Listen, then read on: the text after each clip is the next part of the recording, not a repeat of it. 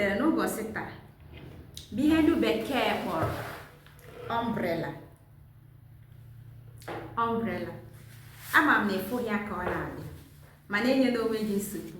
Nwaada Ifeọma maọbụ ịkpọọ m Ada Ngaladu ga-akọwapụtalụ gị ihe umbrella bụ n'uju. Gịnị ka a na-akpọ umbrella n'ala Igbo? Gịnị ka ndị Igbo kpọrọ umbrella? Ndị Igbo kpọrọ umbrella nchanwụ, ụfọdụ kpọkwara ya oche ndo. Asị m gịnị? Ndị Igbo kpọrọ umbrella nchanwụ, ebe ụfọdụ kpọkwara ya oche ndo. Ọ ihe umbrella mpụtara n'asụsụ Igbo. Ọ na-eche anwụ, ọ na-echekwa anyị maka mmiri ịma anyị.